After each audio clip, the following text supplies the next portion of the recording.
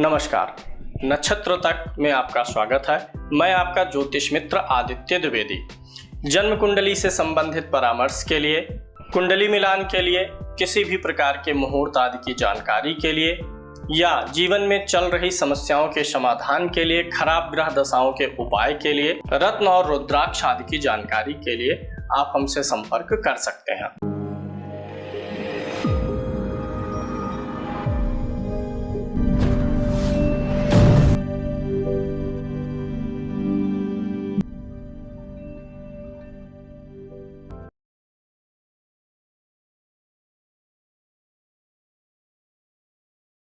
चाहे कारक हो चाहे मारक हो, कुंडली में कोई भी ग्रह पीड़ित है तो वो नुकसान देता है।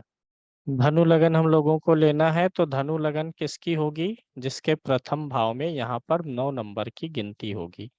तो ये धनु लगन की कुंडली हो गई, जिसके प्रथम भाव में 9 नंबर की गिनती लिखी हो, उनका धनु लगन होता है। अब यहाँ पे धनु लगन और धनु राशि से शरीर का कौन सा अंग विचार होता है? पैर का थाई। धनु से थाई का विचार होता है, पैर के जंघे का विचार। जिन लोगों की धनु लगन होती है, अब ये धनु लगन किसका है? गुरु का है। इनके लगन का स्वामी कौन होता है? गुरु होता है, धनु का और मीन का। तो इन दो लग्नों के जो लोग होते हैं, ये थोड़ा सा ज्यादा ही नोबेल हार्टेड होते हैं, उदार होते हैं। गुरु एक उदार ग्रह है, तो ये लोग उदार रहेंगे। बृहस्पति जिस ग्रह का लगन है, लगन में जो राशि है, उस राशि का स्वामी जो ग्रह होगा, व्यक्ति का स्वभाव उसी अनुरूप होगा। तो गुरु अगर धनु लगन में अच्छा बैठ जाए, अगर कोई किसी धनु लगन के व्यक्ति की कुंडली आई, तो आम तौर पे ऐसे व्यक्ति के अंदर नेचुरली ज्ञान होता है। ज्ञानवान ऐसे लोग स्वाभाविक रूप से ही होते हैं। और अगर गुरु भी अच्छा पड़ गया तो ज्यादा ही ज्ञानवान हो जाएंगे। धनु का संबंध होता है धनुष से, यानी ये लोग अपना लक्ष्य पाने में, लक्ष्य भेदने में कुशल होते हैं। धनु लगन में लगन का स्वामी गुरु होगा, द्वितीय भाव का स्वामी और तृतीय भाव का स्वामी कौन सा ग्रह होगा? शनि होगा। द्वितीय तृतीय धन और पराक्रम का स्वामी शनि है। अच्छा, अब यहाँ धनु लगन में द्वितीय भाव का स्वामी अगर शनि है, तो शनि का एक स्वभाव है, शनैश्चर उसको बोलते हैं, यानी शनै शनै धीरे धीरे। तो धन का स्वामी अगर किसी भी भाव का स्वामी शनि होगा, तो उस भाव की ग्रोथ धीरे धीरे होगी।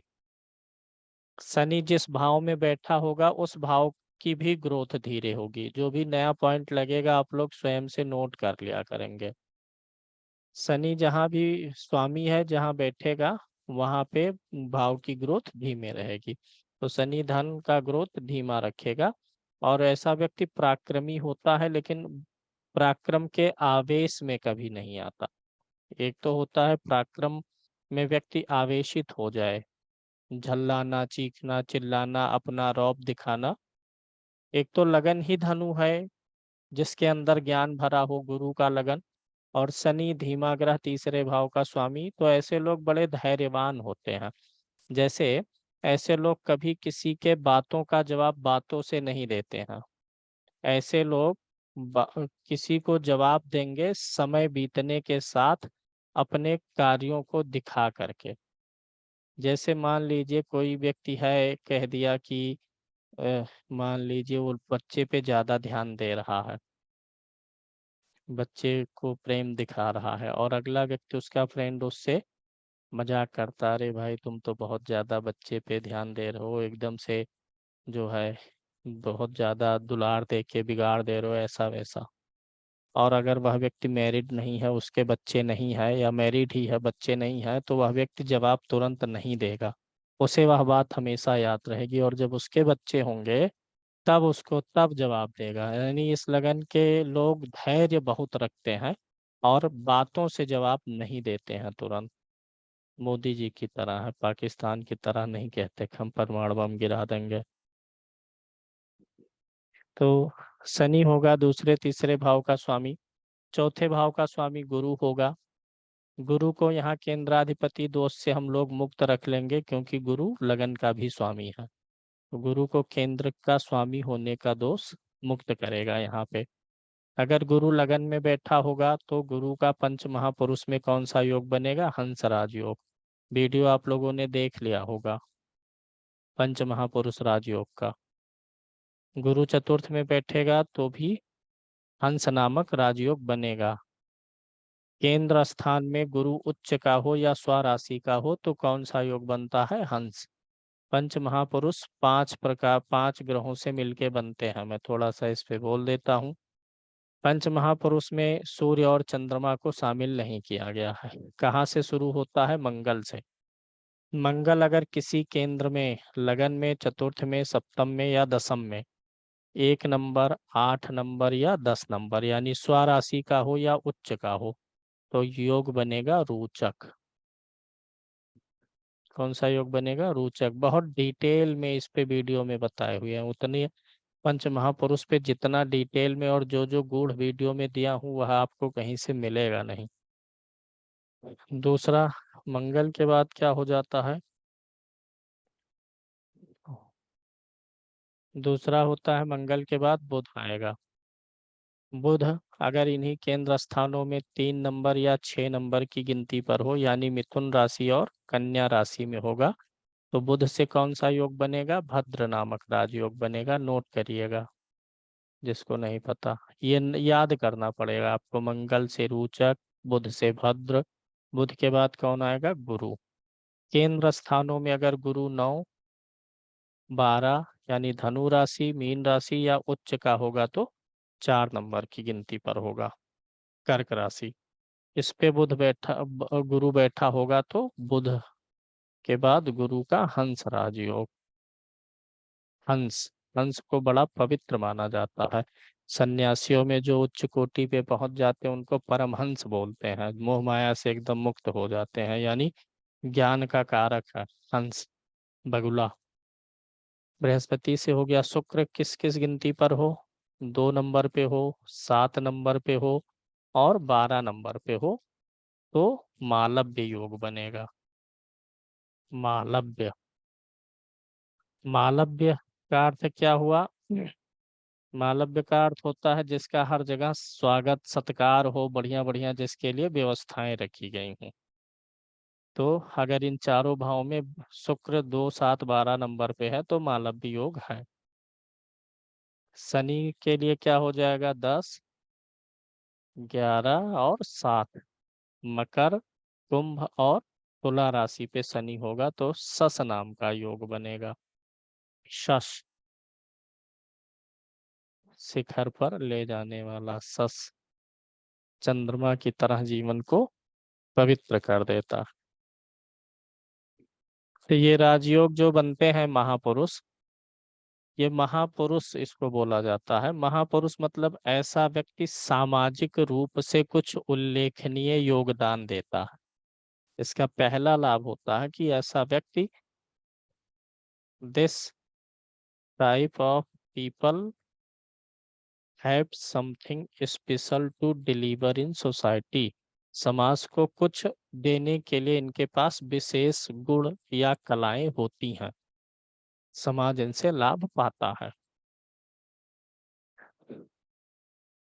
और सुख सुविधाएं भी मिलती हैं, नाम भी मिलता है, यश और प्रसिद्धि भी मिलती है। अब इसमें मैं कुछ चीजें आपको स्पष्ट करूंगा इन राजयोगों के बारे में। देखिए, इसमें जो राजयोग बन रहा है, इसमें ये जो रोचक बन रहा है ये मंगल से बनेगा और ये जो हंस बनेगा ये गुरु से बनेगा। जब भी कोई ये राजयोग बनेंगे तो ये रोचक और हंस वाले दोनों ग्रह आपस में क्या है? मित्र हैं। यानी जिस ग्रह ने, और अगला मित्र कौन है? ये बुध वाला, भद्र वाला, मालव्य वाला और शश वाला। अगर ये राजयोग बन रहा है कुंडली में और वह ग्रह लगन का मित्र है तब तो इस राजयोग से बिना जीवन में कठिनाई के वह राजयोग आपको फल दे देगा। जैसे ये गुरु का लगन है और गुरु यहाँ बैठा है तो गुरु लगन का मित्र तो हो ही गया। बुध यहाँ पर बैठा हुआ है तो बुध भी लगन का शत्रु नहीं है, तो बुध भी अच्छा दे देगा। लेकिन अगर यहीं पर शुक्र बैठ जाए, उच्च का होके 12 में, ये चतुर्थ भाव में शुक्र भी तो उच्च का हो जाएगा, मालव योग बनेगा। लेकिन ये शुक्र लगन का मित्र नहीं है, तो ऐसे में यह मालव योग उतना कारगर नहीं है। यह मालव योग जो राजयोग देगा, राजयोग का मतलब क्या होता है, व्यक्ति, कोई भी व्यक्ति जीवन में जिसने राजयोग को पाया है, जो भोग कर रहा है, उसने बड़ा स्ट्रगल किया है, बहुत लड़ के, लगातार जूझ के।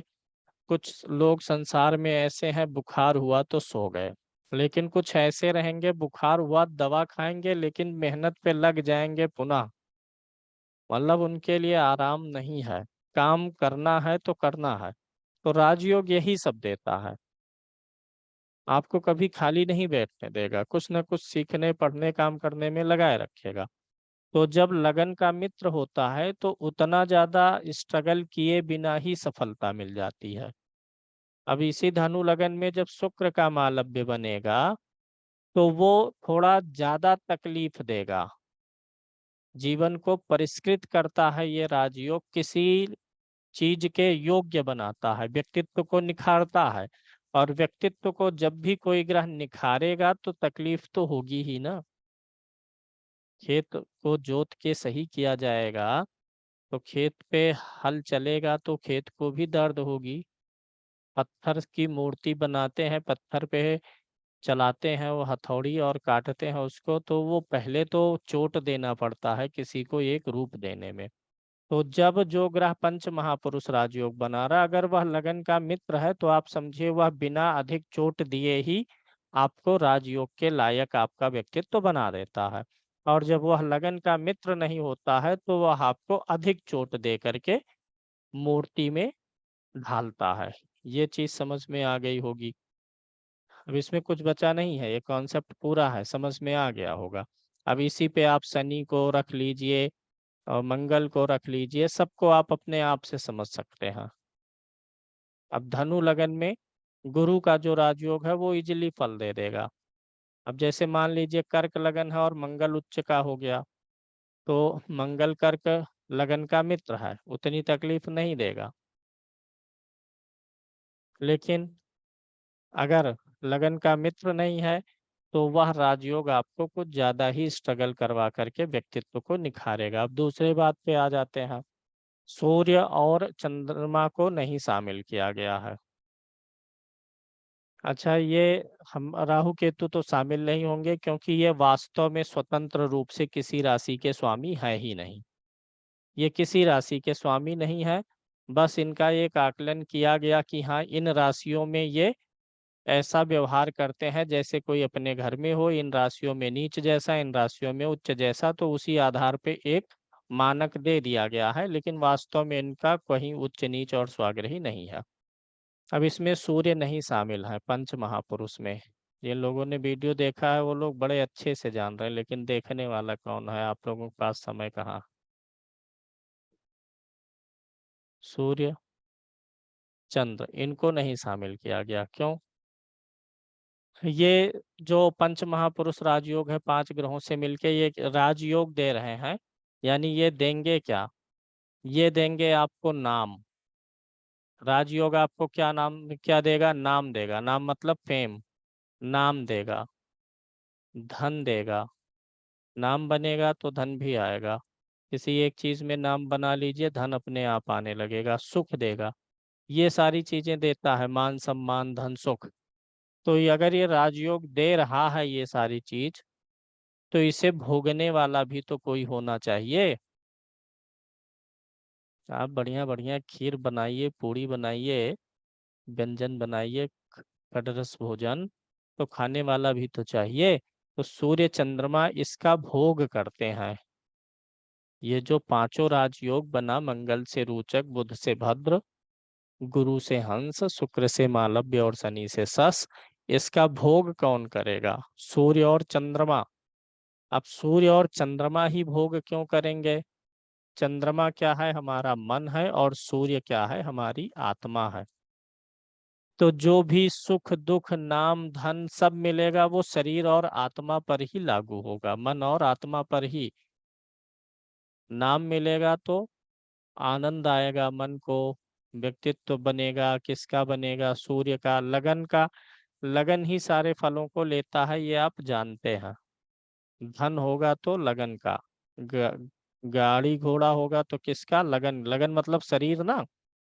कैरियर होगा तो किसका होगा? लगन का, शरीर का। जिस दिन शरीर खत्म उस दिन कैरियर खत्म। आप कितना ही भूमि भवन वाहन बना लीजिए, लगन खत्म हो गया जिस दिन, शरीर खत्म हुई तो सब धरे के धरे रह जाएंगे। आपकी फॉर्च्यूनर का पहिया कोई खोल के लेके चला जाएगा, रोक नहीं पाएंगे। पहले किसी को छूने नहीं देते थे। सूर्य क्या है? लगन का कारक है, आप जानते हैं सब लोग। बहुत रोचक चीज बता रहा हूँ। सूर्य क्या है? लगन का कारक ग्रह कौन सा है? सूर्य। तो यानी कि लगन कौन हो गया? यही सूर्य ही लगन है। द्वितीय भाव का कारक गुरु है, तृतीय भाव का मंगल है, चतुर्थ भाव का चंद्रमा शुक्र है, पंचम का गुरु। कारक पढ़ाया गया है, देखिएगा वीडियोज।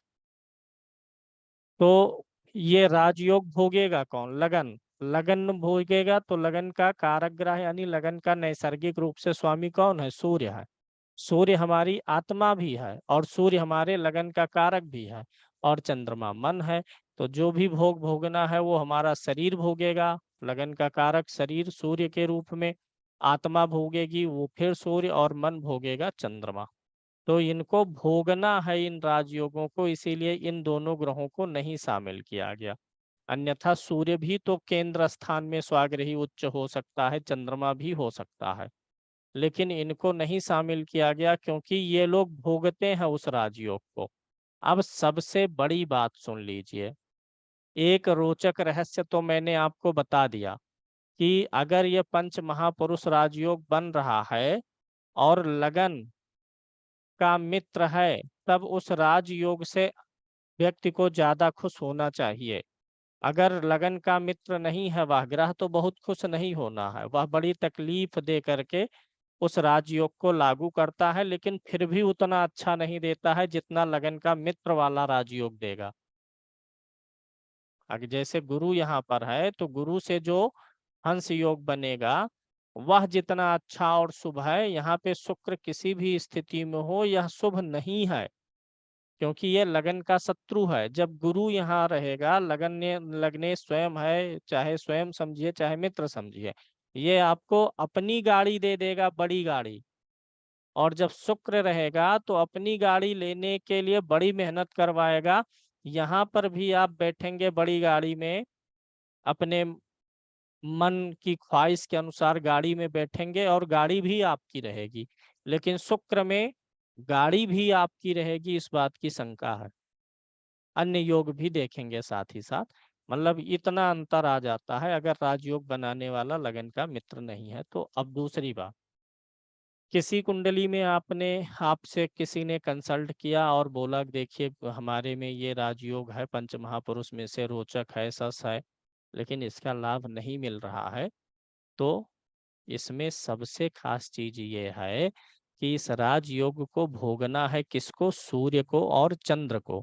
तो अगर भोगने वाला ग्रह कुंडली में मजबूत है तभी पंच महापुरुष राजयोग का फल मिलेगा। नोट कर लीजिए, पंच महापुरुष राजयोग रोचक भद्र हंस मालव्य सस का फल तभी अच्छा मिलता है जब सूर्य और चंद्रमा कुंडली में अच्छे हो, मजबूत हो। एक नहीं दो दो राजयोग बन जाएं। सिर्फ पंच महापुरुष में ही नहीं, हर राजयोग की ही स्थिति यही है, क्योंकि हर राजयोग को भोगेगा सूर्य और चंद्रमा ही। लगन का कारक सूर्य और मन का कारक चंद्रमा, भोगना इन्हीं को है।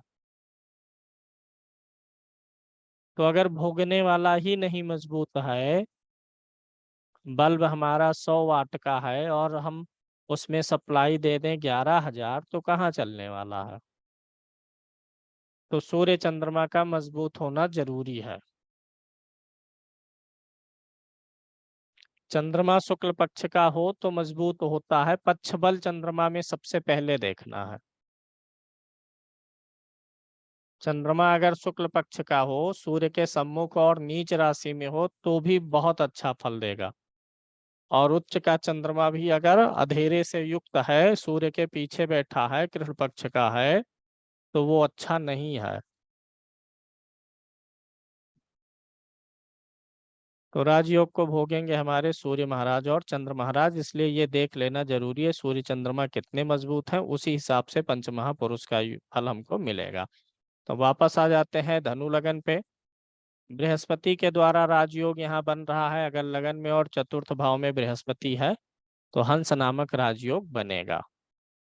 पंचम भाव का स्वामी मंगल होता है, साथ ही साथ द्वादश भाव का भी स्वामी होता है। यहाँ पर मंगल पंचम भाव का फल देगा, क्योंकि तीन कारक तो लेने ही लेने हैं हर स्थिति में, जो इन भावों के स्वामी उन्हें कारक मान के चलिए। और दूसरा कॉन्सेप्ट ये है कि 12वें भाव का स्वामी जो होता है वह ग्रह न्यूट्रल हो जाता है।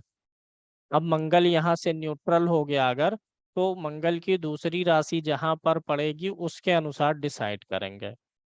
मंगल की दूसरी राशि त्रिकोण में पड़ती है तो मंगल कारक हो गया। अब मान लीजिए मंगल की एक राशि यहाँ पड़े और दूसरी राशि यहाँ पड़े, हालांकि वो बनेगा नहीं कॉम्बिनेशन, में सिर्फ उदाहरण देने के लिए समझा रहा हूँ। मंगल यहाँ का स्वामी है, यहाँ का भी स्वामी है, तो मंगल यहाँ से क्या हो गया 12वें भाव से न्यूट्रल और अष्टम भाव से क्या हो गया पापी, तो ऐसे ही चलेगा।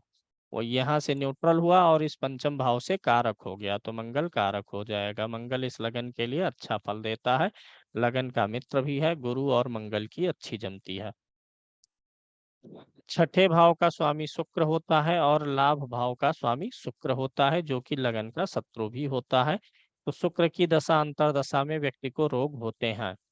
अगर शुक्र पीड़ित होता है, अगर कोई भी ग्रह अगर कुंडली में मार्केश है, रोगेश है, पीड़ा देने वाला है, और अगर वह कुंडली में कमजोर होके पड़ा हुआ है तो वो ज्यादा कष्टकारी है, याद रखिएगा।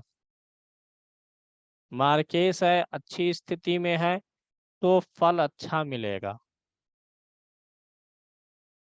मार्केस अच्छा है तो मान लीजिए आपकी तबीयत खराब हुई, 10-5 दिन हॉस्पिटलाइज रहे, फिर दवा वगैरह हुआ, ठीक ठाक हो गए। लेकिन जब मार्केस है और वही बिगड़ा हुआ है, पीड़ित है, तो हमेशा बीमार रखेगा। दशा अंतरदशा में, पूरी अंतरदशा में तबाही मचा के रखेगा। समझ ही नहीं पाएंगे कि आज सिर की दवा कराएं कि कल पैर की कराएं, परसों आंख की कराएं। तो इसलिए किसी भी ग्रह का मजबूत होना जरूरी है, चाहे कारक है चाहे मारक है। कारक ग्रह ही पीड़ित होगा तो वो भी आपको बहुत तंग कर देगा, समझ ही नहीं पाएंगे ये कारक है कि मारक है। कारक मारक का सिर्फ मतलब इतना सा है ज्योतिष में कि योग कारक आप निकाल लीजिए और देख लीजिए वह किसी दूसरे कारक के साथ योग बना के राजयोग बना रहा कि नहीं। अब जैसे इस कुंडली में मंगल कारक है, अब इस कारक का सिर्फ इतना सा अर्थ है कि यह मंगल जो कारक है वह गुरु के साथ में संबंध बना ले, सूर्य के साथ में संबंध बना ले, बुध के साथ में संबंध बना ले, यानी त्रिकोण का स्वामी केंद्र के स्वामियों के साथ में संबंध बना ले तो राजयोग हो जाएगा। सिर्फ यही संबंध देखने के लिए हम कारक देखते हैं। अन्यथा अगर ये संबंध नहीं बना रहा तो जैसे सब ग्रह फल देंगे वैसे ये भी देगा। सिर्फ राजयोग देखने के लिए हमें कारक देखने की जरूरत है। अगर राजयोग नहीं बना रहा है और तब भी स्वस्थ स्थिति में है, अच्छी स्थिति में है, तो भी अच्छा फल देगा। ऐसे मारक ही है, अगर वह स्वस्थ है तो अच्छा फल देगा, चाहे कारक हो चाहे मारक। अगर पीड़ित, अब मंगल इसी में अष्टम भाव में आ जाए, धनु लगन में कारक ग्रह है, और शुक्र यहाँ आ जाए लाभ भाव में आ गया, शुक्र मारक है, लेकिन शुक्र इनको घर का सुख देगा, गाड़ी का सुख देगा। स्त्रियां इनके लिए बहुत लकी रहेंगी, क्योंकि शुक्र स्त्री का कारक है, स्वराशि में बैठा है, स्त्रियों से इनको लाभ हो जाएगा। कोई भी नया काम कर रहे हैं, किसी स्त्री से परामर्श ले लें, स्त्री को शामिल कर लें, बहुत अच्छा है। सारे सुख साधन यह शुक्र देगा। और यह मंगल जो कि कारक होके नीच राशि में है, बवासीर देगा इनको, मांगलिक बनाएगा, दाम्पत्य खराब करेगा। कारक मारक के कॉन्सेप्ट से बाहर आना पड़ेगा, इतना घबराने की जरूरत नहीं है। कारक सिर्फ इसीलिए है कि वो कहीं राजयोग बना रहा है, कारक जब योग करेगा तब वो इसी चीज के लिए उसकी जरूरत होती है कि हे भगवान हमारा कारक ग्रह योग बना ले, एक कारक दूसरे कारक से त्रिकोण के स्वामी के साथ योग कर ले और राजयोग मिल जाए। राजयोग मिल जाएगा तो अरबों खरबों का कर्जा रहेगा सिर पे, लेकिन राज करेंगे अनिल अंबानी की तरह, या जहाँ कहीं भी जिस क्षेत्र में है। कर्जा तो हमसे आपसे ज्यादा है ना, सुख साधन भी ज्यादा है। तो यही रहता है कि जीवन चाहे जैसा चलेगा, काम धंधा कभी बंद नहीं होने देगा राजयोग। तो ये समझ में आ गया होगा। हालांकि शुक्र जो है रोगेश है, तो अपनी दशांतर दशा में रोग देगा ही देगा, भले ही वह कितना अच्छा होगा, लेकिन अब ऐसा रोग नहीं दे देगा कि आपके सारी गतिविधियां बंद हो जाए। वहीं जब नीच का होगा मारक, तब गतिविधियां बंद भी करवा सकता है। सप्तम भाव का स्वामी बुध होगा, दसम भाव का भी स्वामी बुध होगा। धनु लगन वाले जो हैं, ये अच्छे शिक्षक होने का इनको संकेत मिलता है। धनु नोट करिएगा, एक लगन हमारा है धनु, एक लगन है हमारा मीन, एक लगन है मिथुन, एक है कन्या। यानी बुध और गुरु की लगन वाले लोग अच्छे ट्रेनर होते हैं, शिक्षक होते हैं। क्योंकि यहाँ पर आप देखेंगे, इनमें से अगर कोई एक लगन होती है तो ये चारों ही राशियां केंद्र में पड़ती हैं। ध्यान दीजिए, अगर धनु लगन है जैसे यहाँ पर है, तो देखिए ये चार की चारों राशियां केंद्र में पड़ गई। मीन लगन होगा तो भी ये चारों केंद्र में पड़ेंगी। यानी इन लग्नों में बुध और गुरु के लगन में, बुध और गुरु की सभी राशियां कहाँ पड़ती हैं? केंद्र में। बुध बुद्धि है, याद कर लीजिए। जैसे आप अभी तक यही जानते होंगे कि पढ़ाना लिखाना आध्यात्म इन सबका कारक ग्रह क्या कौन है? बृहस्पति है। लेकिन बुध जो है ये हमें शैली देता है। अगर गुरु जो है शिक्षा है, तो बुध शिक्षा का तरीका है, मैनर है।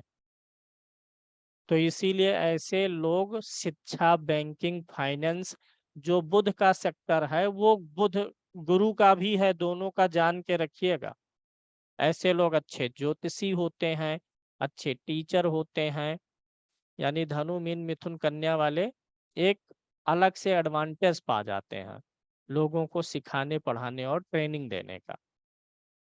ऐसे लोग स्कूल चलाएं, कोचिंग चलाएं, कॉलेज चलाएं, ट्रेनिंग सेंटर चलाएं, एजुकेशनल पर्पस का वर्क करें, पुरोहिताई पंडिताई करें, धर्म कर्म से जुड़ा हुआ कुछ भी काम करें, तो इन लोगों के लिए अच्छा होता है। अब आगे चलते हैं इसी लगन में। ये एक विशेषता थी जो मैंने आपको बताई कि इन चार लग्नों में हमेशा बुध और गुरु की ही राशि केंद्र में होगी। बुध सप्तम का स्वामी, दसम का स्वामी होगा। और बुध अगर इनमें से किसी भाव में बैठा हुआ है चारों में, और गुरु भी इन्हीं भावों में बैठा है, तो आप उस व्यक्ति को बोलिए आप एजुकेशनल पर्पज वर्क करिए, लोगों को ज्ञान देने का करिए, अच्छा रहेगा। बुध से ही कंप्यूटर और आईटी इंटरनेट का फील्ड भी देखते हैं। बुध इस कुंडली में दाम्पत्य भाव का स्वामी होगा, कर्म भाव का स्वामी होगा। यानी ऐसे व्यक्ति का जब विवाह हो जाता है तो ऐसे व्यक्ति का कर्म जग जाता है, क्योंकि बुध के दोनों भाव तभी एक्टिवेट होंगे जब विवाह हो जाए। विवाह के बाद सप्तम भाव एक्टिवेट होता है, संतान के बाद पंचम भाव एक्टिवेट होता है। तो जब विवाह हो जाता है तो धनु लगन में कर्म और ये दोनों भाव जागृत होते हैं। ये भाव जागृत होने का क्या मतलब है? सप्तम भाव, सप्तम भाव दसम से दसम होता है, भावत भावम लगाइए। हर भाव से उतने ही भाव आगे जाने पर उस भाव का भविष्य छिपा होता है। जैसे चतुर्थ भाव ये है, ठीक है। चतुर्थ भाव से हम भूमि भवन वाहन देखेंगे। इस भूमि भवन वाहन का बैकअप कौन देगा? इस चौथे भाव से चौथा भाव ये कौन सा भाव है? कर्म भाव। दसम भाव हमारा कर्म भाव है। अब दसम से दसम जो होगा यानी सप्तम, ये दसम भाव का बैकअप है। तो सप्तम भाव बड़ा महत्वपूर्ण है। हमारे कर्म का भी ये जो है भावत भावम से आता है दसम, और भूमि भवन वाहन सुख और फैमिली से भी चतुर्थ आता है। तो ये जो अगर किसी का सप्तम भाव अच्छा होता है तो चतुर्थ और दसम भाव को बल मिल जाता है। अब सप्तम गड़बड़ होगा तो दाम्पत्य वैसे ही खराब, तो इसका सुख चला गया वैसे ही। अब दाम्पत्य जब बिगड़ता है तो व्यक्ति का मन कहाँ लगता है, काम में, तनाव टेंशन में। तो इसलिए ये सप्तम भाव बहुत इंपॉर्टेंट है। ये अच्छा हो जाने से गाड़ी मोटर का सुख मिल जाएगा, काम कैरियर अच्छा चलेगा। भावत भावम का सिद्धांत आगे भी बताएंगे। अब आ जाते हैं, अष्टम भाव का स्वामी चंद्रमा होता है। चंद्रमा यहाँ का स्वामी होता है, इसलिए ऐसे व्यक्ति को सर्दी जुकाम वगैरह, कफ वगैरह की बीमारी रहने की संभावना अधिक रहती है। ज्यादा जल्दी जल्दी सर्दी पकड़ती है। अगर चंद्रमा पीड़ित है तो व्यक्ति को सर्दी और एलर्जी सर्दी वाली ज्यादा होगी। एक सूत्र जान लीजिए, आठवें भाव का स्वामी अगर सूर्य और चंद्र हो, नियम है, वीडियो बनाए हैं ज्योतिष रत्नाकर में भी है, वीडियो ज्योतिष रत्नाकर का मिला होगा, उसमें देखेंगे। सूर्य और आठवें भाव का स्वामी जहां बैठेगा उस भाव के फल में कमी करेगा। आठवें भाव का स्वामी, छठे भाव का स्वामी और 12वें भाव का स्वामी जहां बैठेगा हानि करेगा। इसमें सबसे ज्यादा हानि कौन करता है? अष्टम भाव। अष्टम भाव का स्वामी मान लीजिए गुरु है और कर्म भाव में बैठा है, तो जो ग्रोथ व्यक्ति को कैरियर में मिलनी है, गुरु उसमें से कुछ हिस्सा खींच के कहाँ भेजेगा? पाताल में भेजेगा। जैसे बिजली का जो करंट है हमारा, उसमें अर्थिंग होती है, तो हम जब बिजली का वायरिंग करवाते हैं घर में तो अर्थिंग एक घर में छोड़ देते हैं, ताकि अगर कभी किसी को लाइट लगे तो बिजली जमीन में पास कर जाए, अंदर चली जाए, पाताल में, नीचे रसातल में। तो जो भी ग्रह यहाँ का स्वामी होके जिस भाव में बैठेगा उस भाव का कुछ हिस्सा खींच के पाताल में भेजेगा। राजा बलि का हिस्सा है ये, जाना ही जाना है। और 12वें भाव में है तो ये इंद्र का हिस्सा है। तो सूर्य और चंद्रमा को छूट है, क्योंकि ये राजा है, ये रानी है, दोनों एक ही राशि के स्वामी है। छूट का कारण आज बेसिक रूप से मैं बता रहा हूँ, आप बहुत जगह पढ़ेंगे कि सूर्य और चंद्रमा को छूट है, अष्टमेश होने का दोष नहीं लगता। चंद्रमा 8वें भाव का स्वामी होके चतुर्थ भाव में बैठेगा तो माता को, भूमि भवन वाहन को कोई तकलीफ नहीं देगा, क्योंकि कुंडली के सभी भावों के फलों का भोग कौन करता है? सूर्य और चंद्रमा। ये भोग करने वाले दोनों ग्रह हैं, इसीलिए इनको दोष नहीं लगेगा। अन्य सारे ग्रह देंगे, ये खुद भी देते हैं फल, कुंडली में जैसे होते हैं, लेकिन अन्य सभी ग्रहों का फल भोगना किसे है? इन्हीं को भोगना है। इसलिए ये भोक्ता होने के नाते इनको अष्टमेश का दोष नहीं लगेगा। हाँ, ये है कि 8वें भाव में बैठने का तो दोष सबको लगता है। 8वें भाव के स्वामी होके जहाँ बैठेंगे उसमें दोष नहीं है। यहाँ के अष्टम के स्वामी होके दसम में सूर्य चंद्रमा बैठे तो दोष नहीं है, लेकिन खुद ही अष्टम में बैठ गया सूर्य या चंद्रमा तो वहां पर दोष तो बनेगा ही बनेगा, कमजोर होंगे ग्रह। अगर ग्रह 6वें 8वें 12वें में हो और अपनी राशि में हो तो वह उतना कमजोर नहीं होता है। अब उतना कमजोर का मतलब क्या है? जैसे चंद्रमा यहीं पर अकेला है, अब मान लीजिए ये शुक्ल पक्ष का है, अब ये चंद्रमा शुक्ल पक्ष का हो तो भले ही अष्टम में है तो उतना दोषी नहीं रहेगा। सूर्य यहीं पर सम्मुख में है, स्वराशि का भी है, शुक्ल पक्ष का है। अब यहाँ पर शनि बैठ जाए और नवम भाव में शनि, सप्तम भाव में राहु बैठ गया, अब चंद्रमा पाप कर्तरी में आ गया। अब भले स्वराशि का है लेकिन अब पीड़ित है। तो ऐसे कई पॉइंट लगाने होते हैं, सूर्य चंद्रमा को अष्टमेश का दोष नहीं लगेगा। सिंह लगन की कुंडली में भाग्य का स्वामी सूर्य होता है, दसम भाव का मैंने बताया, लाभ का शुक्र होता है, व्यय का मंगल होता है, जो हमने एक्सप्लेन कर लिया है। चलिए कारक ग्रह निकालते हैं। हमारा पहला कारक ग्रह कौन आया? गुरु आया। अच्छा, जिसका बुध कुंडली में अच्छा रहता है ना, वो चीजों को बहुत अच्छी तरीके से एक्सप्लेन कर पाता है, नोट कर लीजिएगा। चीजों को मतलब सिर्फ पढ़ाने वाली चीज ही नहीं, अगर भाषण भी देगा ना तो वह अपने श्रोताओं से कनेक्ट कर ले जाएगा। उसको पता है कि लोगों को कैसे समझाएंगे तो मेरी बात समझ में आ जाएगी। बुध, ये को अगर कुछ पूछना होता है, जानना है, तो आप यूट्यूब पे डालते हैं how to install Zoom, how to make rasgulla, how to make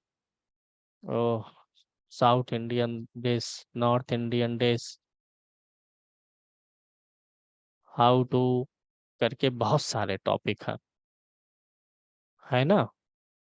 अगर आपको जैसे बुखार हो गया और उसका देसी दवा जानना चाहते हैं, घरेलू उपचार, तो आप डालेंगे how to how to recover from fever by home remedies.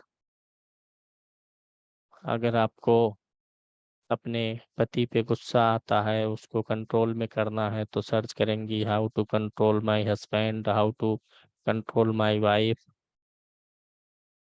ये जो भी हाउ टू का विषय है ना, ये सब बुध का है। जिसका बुध अच्छा होता है वो हाउ टू में एक्सपर्ट होता है। हाउ टू मतलब कैसे, किसी चीज की विधि, प्रोसेसिंग ऑफ एनीथिंग। बुध अच्छा है, अगर वह यूट्यूब पे वीडियो बना रहा है और कह रहा है कि बेसन का लड्डू ऐसे बनाना है, तो उसका विधि आपको ज्यादा पसंद आएगा, उसकी वाणी ही अट्रैक्ट कर लेती है। तो इसमें बुध का बड़ा महत्व होता है। इसमें एक कारक ग्रह हमारा क्या हो गया, गुरु, दूसरा क्या हो गया, मंगल, और तीसरा क्या हो गया, सूर्य। ये तीन हमारे कारक हैं। अब इनको योग कारक बनाइए, कारक ग्रह को योग कारक। सूत्र सबको पता है, हर लगन में यही लगता है, लेकिन मैं फिर भी हर लगन में एक्सप्लेन कर रहा हूँ, ताकि आपके दिमाग में एक ही बात बार बार जाए और आपको समझ आ जाए। लगन का स्वामी, पंचम का स्वामी और भाग्य का स्वामी, नवम का स्वामी हमारे कारक हो गए। अब इनके सिर्फ कारक होने से हमें कोई लाभ नहीं मिलेगा। घर में चीनी होने का क्या लाभ, चाय में पड़ना चाहिए ना। घर में रखा हुआ है फ्रिज में ढेर सारा अ, सलाद का आइटम, उससे क्या मतलब है, कट के थाली में तो आना चाहिए। तो ये कारक हुए हमारे। अब ये योग बनाए। अब गुरु, मंगल और सूर्य ये कारक हुए। सूत्र क्या कहता है, ध्यान से सुनिए। ये जो हमारे कारक ग्रह हैं, इनका संबंध बन जाए किससे, केंद्र के स्वामी के साथ में। त्रिकोण के स्वामियों का संबंध बने किसके, केंद्र के साथ में, तो राजयोग होता है। और इसमें भी मैंने सूत्र दिया है कि अगर वे दो ग्रह मित्र हैं जो एक साथ युति कर रहे हैं, कारक से योग कारक बन रहे हैं, तो उसी को सुंदर राजयोग बोलेंगे। आ जाइए बनाते हैं राजयोग। लगन में मैंने ले लिया गुरु को और यहीं पर मैंने बिठा दिया मंगल को, लगन में ही, धनु राशि में। गुरु तो लग्नेश हुआ ही हुआ, और मंगल क्या हो गया, त्रिकोण का स्वामी हो गया, और दोनों मित्र हैं। सारे पैरामीटर लगाइए।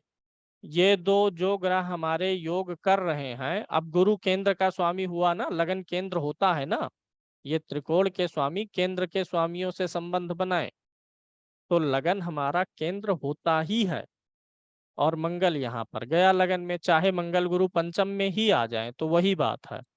अब यहाँ पर क्या होगा, केंद्र और त्रिकोण तब भी लागू हो जाएगा। ये दोनों पहले तो मित्र हैं, एक प्लस पॉइंट ये। क्या दोनों अच्छे भाव में संबंध बना रहे हैं, हाँ ये भी प्लस पॉइंट है।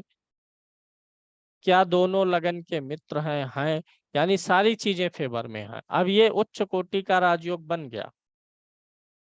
लेकिन अब अगर यही राजयोग मान लीजिए छठे भाव में बन रहा है, लगन का स्वामी गुरु मंगल, लगन का स्वामी गुरु और पंचम का स्वामी मंगल छठे भाव में है, अब इसे तो मैं राजयोग नहीं मानूंगा। है राजयोग, दिख रहा है। एक होता है ना कि आजकल वो आता है बॉडी बिल्डर का फॉर्म आता है, बॉडी वास्तव में मजबूत नहीं होती ना, नेचुरल होती है। एक कपड़ा टाइप का रहता है, लोग ऊपर से पहन लेते हैं, देखने में एकदम ओरिजिनल लगेगा कि हाँ रियल आदमी की स्किन है। जैसे अ, हम लोग छोटे थे तो मेला जाते थे जब, तो मेले में एक मुखड़ा मिलता था, अपने मुंह पे, जैसे रैली में लोग मोदी का लगा लेते हैं अपने चेहरे पे, राहुल गांधी का लगा लेते हैं, केजरीवाल का, अपने फेवरेट नेता का, वैसे मेले में सिंह का मिलता था मुखौटा, बाघ का, तो हम लोग लगा लेते थे और आके घर पे दूसरे बच्चों को डराते थे। तो ये वही राजयोग है, सिंह के मुखौटा वाला।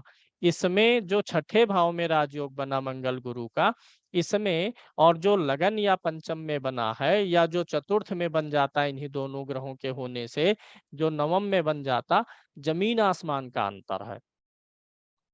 ये मंगल गुरु धन देगा व्यक्ति को, ऐसा नहीं है, योग है तो देगा ही देगा। जब दो तार को हम आपस में सटाएंगे तो चिंगारी निकलेगी, तो है इसमें भी, लेकिन यह उतना मजबूत नहीं है। अब पैरामीटर पे सेट करिए इसको।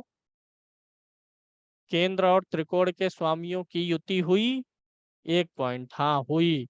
दूसरा, क्या केंद्र त्रिकोण में हुआ है? नहीं हुआ है, -पॉइंट हो गया। योग हुआ तो प्लस, केंद्र त्रिकोण में हुआ, नहीं हुआ। तब कहाँ हुआ? तीसरे दूसरे लाभ में होता तो भी कुछ अच्छा था, लेकिन हुआ कहाँ? छठे आठवें बारहवें में तो नहीं हुआ, हुआ फिर एक -पॉइंट। शत्रु राशि में हुआ कि मित्र राशि में हुआ? शत्रु राशि में, माइनस माइनस ही आ रहा, तो इसे आप राजयोग कह के अगले व्यक्ति को बता देंगे, जाओ मौज करोगे, तो 5 साल बाद फोन करेगा, गुरुजी राजयोग बताए थे अभी तक घटित नहीं हुआ। अच्छा, बड़ी मजबूरी भी होती है कुंडली देखते समय। बहुत से लोग बड़ी एक्सपेक्टेशन के साथ आते हैं, रहता है नहीं कुंडली में, और वो पूछते हैं, ये एक राजयोग कहीं दिख रहा है, वो भी छठे आठवें बारहवें भाव में बना है। बेचारे बहुत उम्मीद से पूछते हैं कि गुरुजी इस भाव में है, क्या करेंगे, ये नहीं मेरे जीवन को अच्छा करेगा। अरे भैया, सप्लाई करने वाला एक दिख रहा है और लूटने वाले 20 दिख रहे हैं, तो कैसे होगा? एक ट्रक आटा आया पाकिस्तान में, और लेने के लिए 1000 लोग खड़े हैं, लूट लिए ट्रक को, छीना झपटी हो गई, तो एक राजयोग है, वो कितना सप्लाई कर पाएगा? वो भी खराब भाव का है। मैं जो कहना चाह रहा हूँ, मुझे उम्मीद है वो आपको समझ में आ गया होगा, कि ये कारक ग्रह हमारे जब योग कर जाएं केंद्र या त्रिकोण के स्वामियों के साथ, तो अच्छा राजयोग बनाएंगे।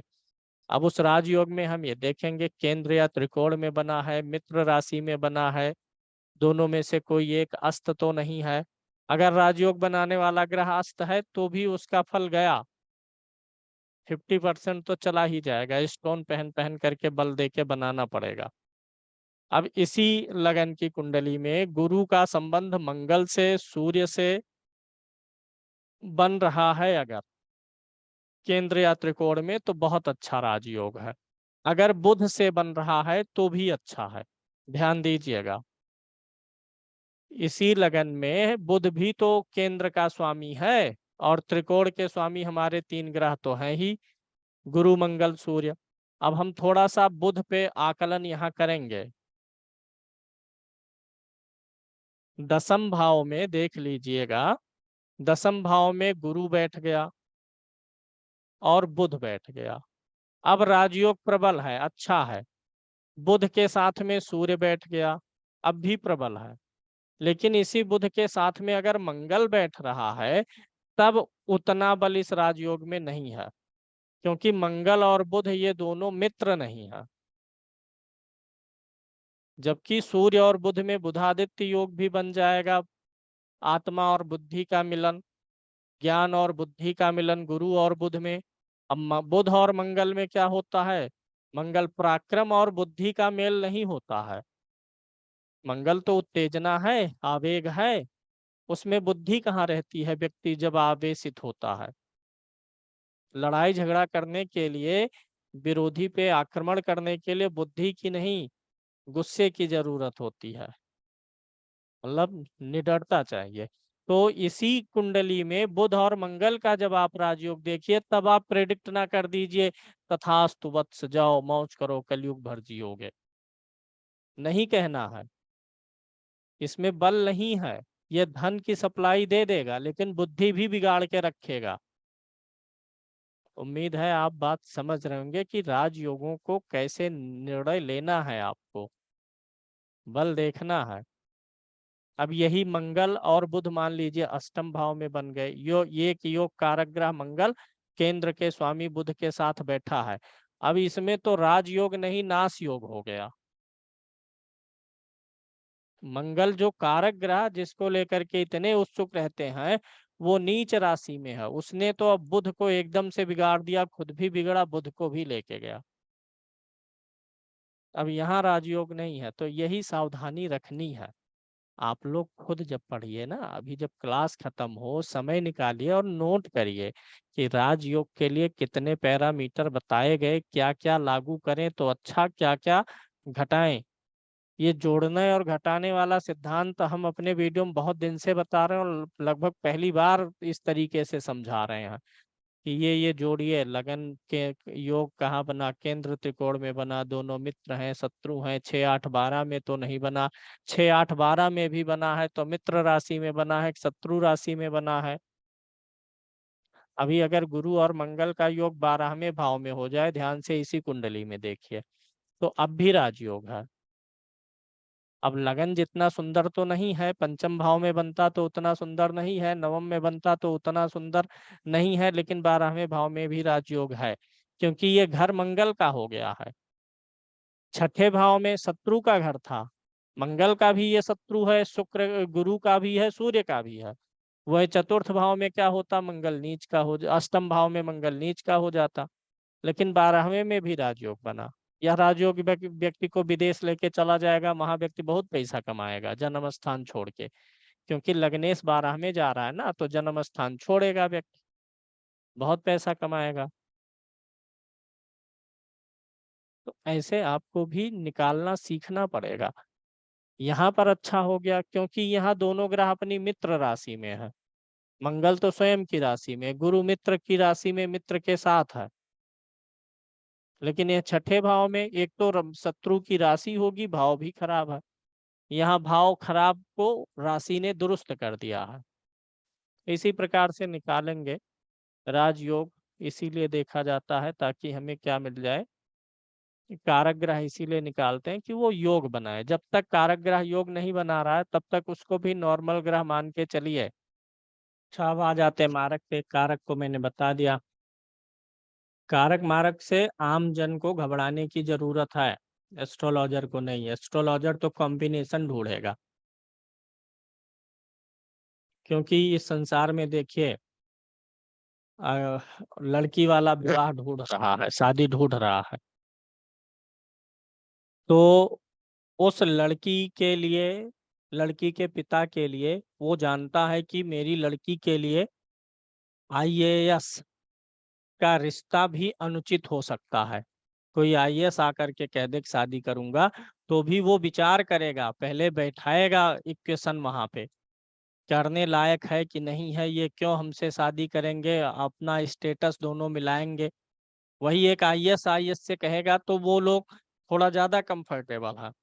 तो उसी प्रकार से यहाँ भी वही देखना है कि कौन सा ग्रह किस समीकरण में बैठ रहा है, वैसे ही रिजल्ट देगा। ऐसा नहीं है कि कारक है तो बस ये तो जो है कलेक्टर है, इससे शादी कर दिया जाए, तब भी मिलाएगा वो पिता। परिवार कैसा है, घर कैसा है, इनका फैमिली रिकॉर्ड क्या है।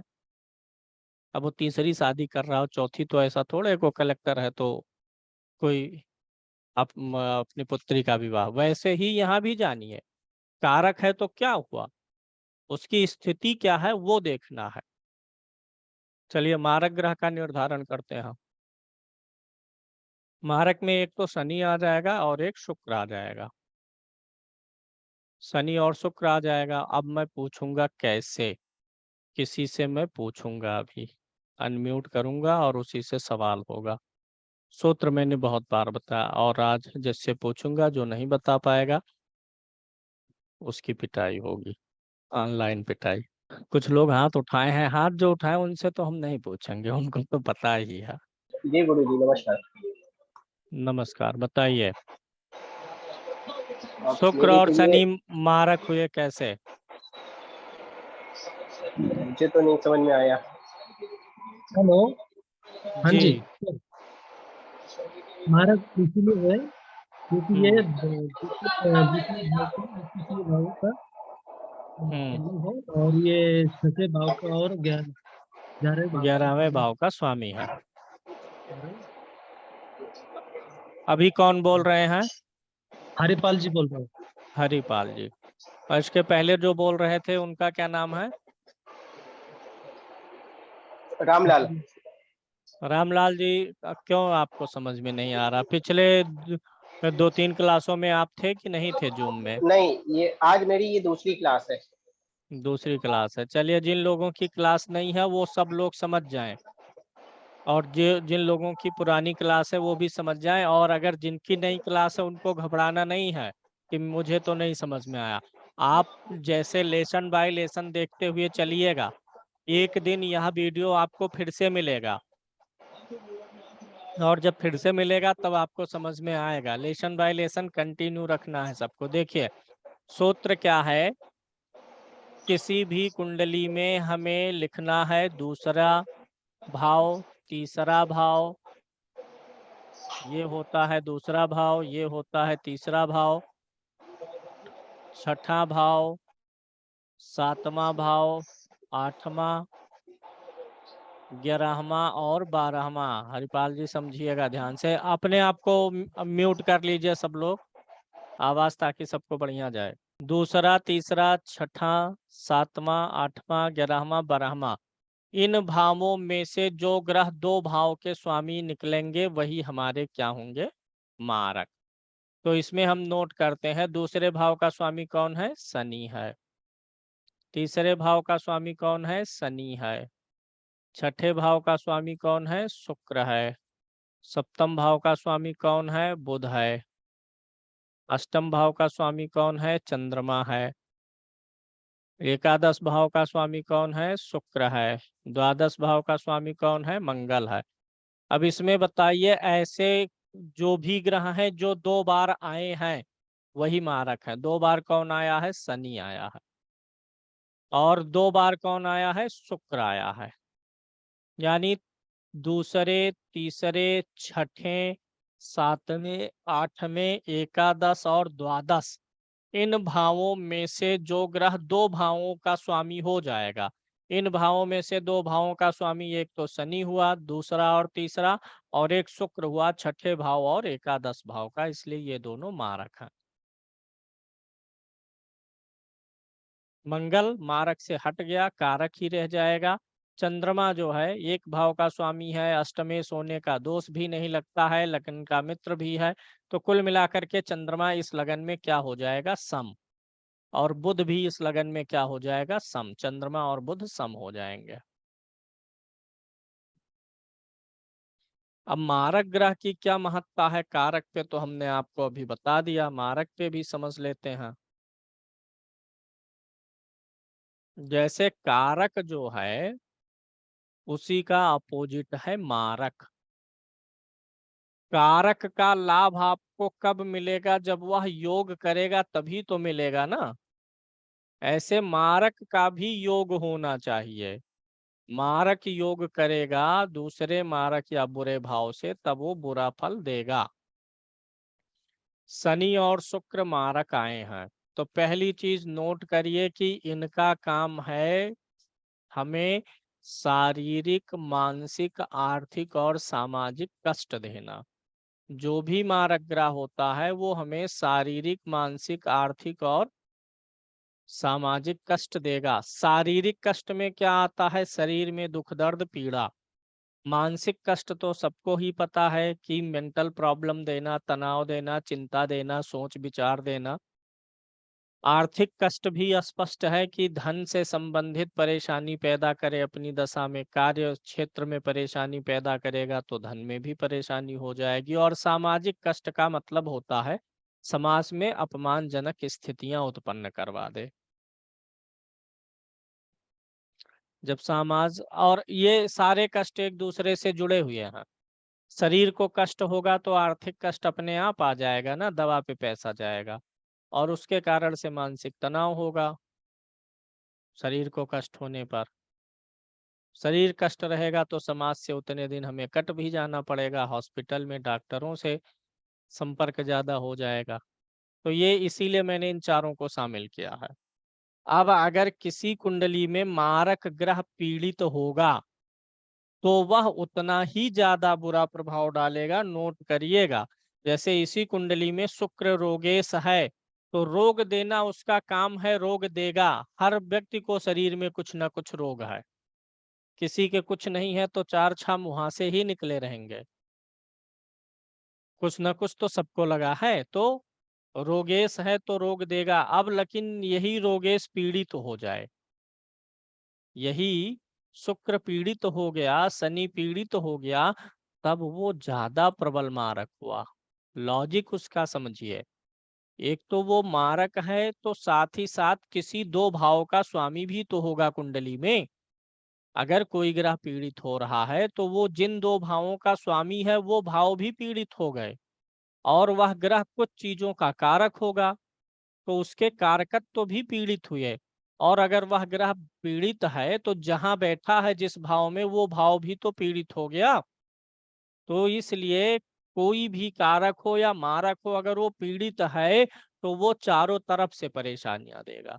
मारक है, पीड़ित नहीं है, शुभ कर्तरी में हो यानी आगे पीछे उसके शुभ ग्रह बैठा हो, शुभ ग्रह की दृष्टि में हो, केंद्र या त्रिकोण में हो, अच्छे भाव में हो, तो वह मारक नहीं है। यानी आप ऐसा नहीं देखेंगे किसी की कुंडली देखते समय, इसी कुंडली में मान लीजिए धनु लगन आया, शुक्र तो आपका मारक है, शुक्र की महादशा आ गई है, अब मरने वाले हैं, बिल्कुल भी ऐसा नहीं बोलना है। शुक्र को देखिए कैसा है, लाभ भाव में मुझे शुक्र मिल गया बढ़िया, तो अब मैं जान गया कि इसको इस दशा में शुक्र महाराज सुख साधन सुविधा देंगे। छठे के स्वामी हैं तो छठा मतलब क्या होता है, रोग ऋण और शत्रु। तो अब चूंकि शुक्र अच्छा है, स्वाग्रही है लाभ में, तो शत्रु तो नहीं देगा, लेकिन इसका अब दूसरा फॉर्मेट आएगा, ऋण कर्जा।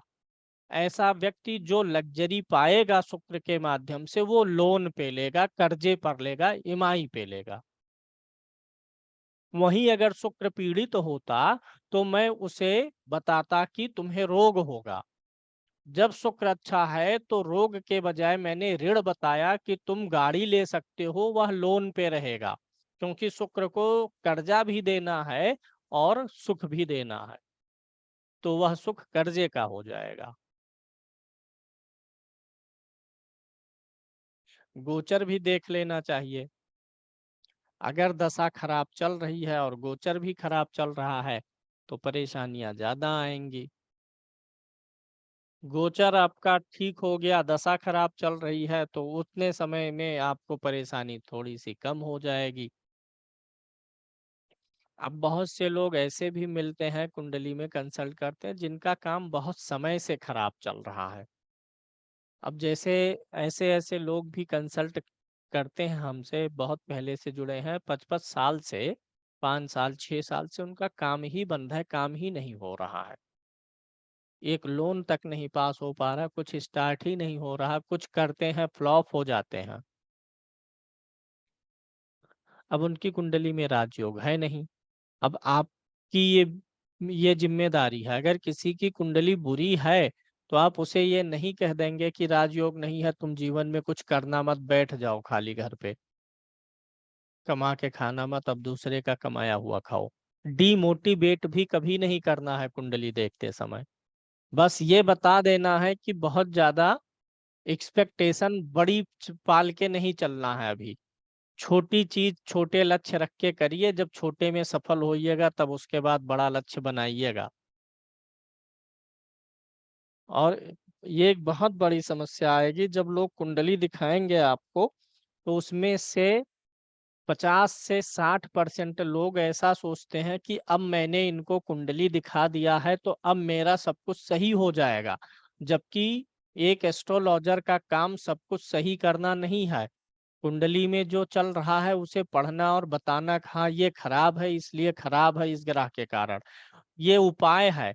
लेकिन उपाय करना किसी चीज की गारंटी नहीं है कि मैंने देख लिया और बता दिया तुम कर दो तो अब सब सही हो जाएगा।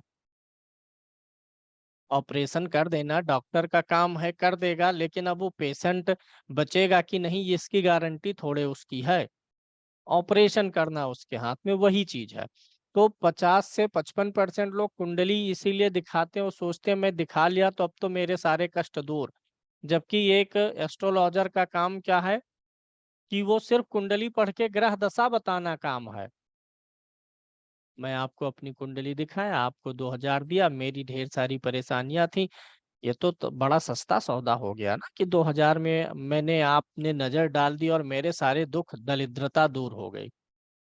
एस्ट्रोलॉजर किसी की दुख दरिद्रता रोग नहीं दूर करता, वह सिर्फ पढ़ता है कि हाँ ये चीज है, इस समय में ये होगा, ये कष्ट होगा, इस ग्रह के कारण ये तकलीफ है। अगला व्यक्ति भी जान जाए हाँ मेरा किस लिए खराब है।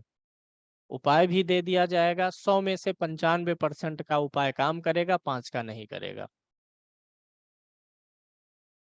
अच्छा, एक चीज और समझिए, इस संसार में कई प्रकार की बाधाएं होती हैं।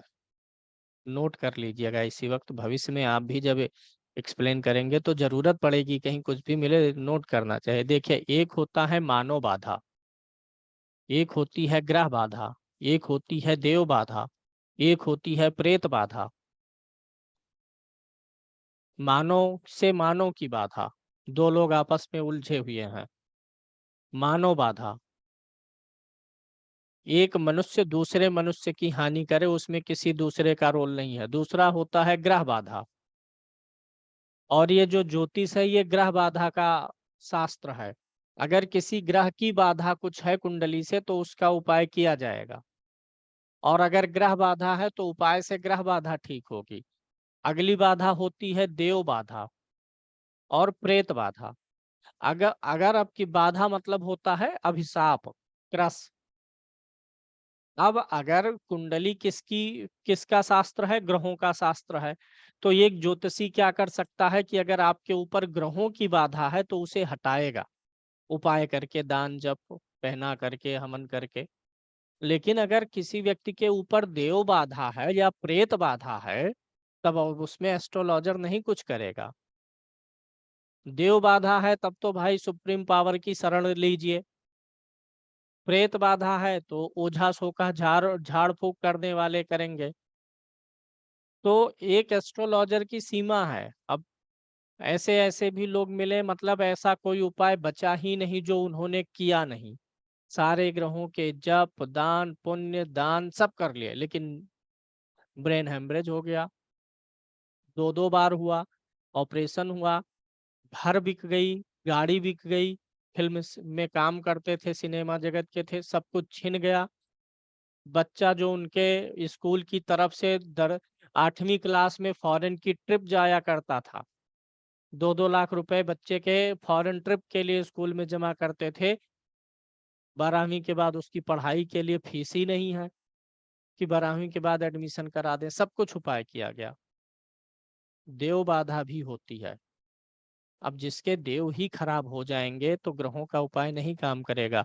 ऐसे में अगर किसी का बहुत बिगड़ा है तो आप उसे ज्योतिर्लिंग के दर्शन करने के लिए बोलिए या शक्तिपीठ के दर्शन करने के लिए बोलिए।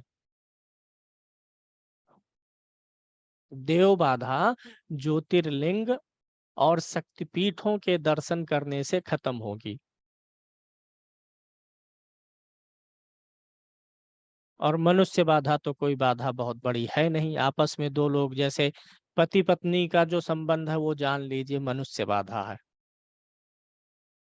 पत्नी के लिए पति और पति के लिए पत्नी, दोनों एक दूसरे के बिना रहेंगे भी नहीं, रहेंगे तो लड़ेंगे। हाँ, एक दूसरे का ख्याल भी रखेंगे। एक पूरब है एक पश्चिम है, लेकिन दोनों दिशाओं का अस्तित्व। तो देव बाधा तो छोड़ दीजिए, वो कोई बाधा नहीं है। ये पति पत्नी का उदाहरण मैंने सिर्फ परिहास में कहा है, परिहास होते रहना चाहिए। ग्रह बाधा एस्ट्रोलॉजर दूर करेगा, देव बाधा देवताओं की शरण ही करनी पड़ेगी। जिसका कहीं से कोई उपाय नहीं काम कर रहा, समझ जाइए कि कहीं ना कहीं इसके कोई देवता रुष्ट हुए हैं। और तीसरा होता है प्रेत बाधा, जिसका निवारण कोई भी अगर मंत्र सिद्ध किया हो तो वो व्यक्ति कर सकता है।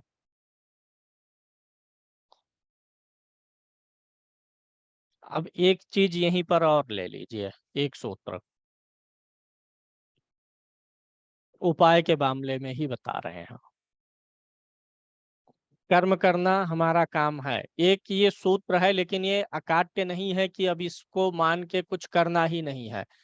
अगला क्लाइंट को आप आकर्मण्य कर दीजिए, कर्महीन करिए। देखिए, हमारी जो खोडस वर्ग की कुंडली है, खोडस वर्ग सारणी होती है ना, लगन कुंडली, नौमांस कुंडली, देशकाल कुंडली, दसमांश, सप्तमांश, पिशांश, खोडस वर्ग चक्र देखिएगा, मैं दिखा भी दूं आप लोगों को। खोडस वर्ग चक्र हर कुंडली में आता है, दिख रहा है ना सबको? हाथ ऐसे उठा दीजिए एक दो लोग।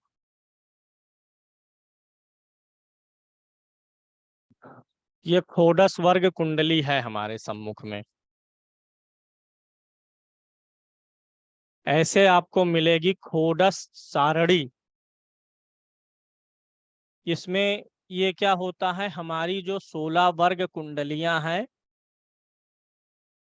उसका जो है ये अब्रिविएशन होता है, संक्षिप्त होता है, सार, समरी।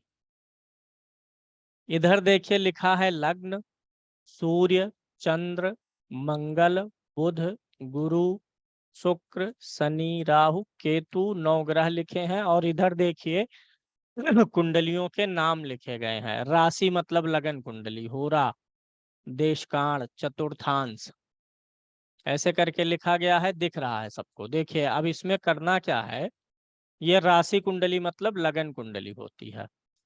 लगन कुंडली में कौन सा ग्रह किस राशि में बैठा है यहाँ पे लिखा गया है सब, इस वाले लाइन में। सूर्य मकर में है, चंद्रमा वृषभ में है, मंगल धनु में है, बुध मकर में है, ये दिख गया।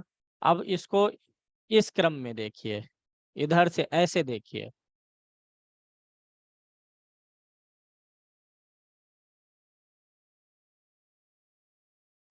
उपाय के मामले में ये आपको पूर्वानुमान दे देगा कि किस ग्रह का उपाय जल्दी काम कर जाएगा। जैसे मान लीजिए आपने किसी की कुंडली देखी और आपको लगा कि सूर्य ग्रह खराब है, सूर्य ग्रह का उपाय कराऊं, तो सूर्य ग्रह का उपाय इस व्यक्ति को जल्दी से काम कर जाएगा, 10-5 दिन में काम कर जाएगा, महीने 1.5 महीने में काम कर जाएगा। जब आप उपाय करा देंगे कि 2-3 महीने लगेगा और कई बार कराना पड़ेगा, ये आप कैसे जान सकते हैं?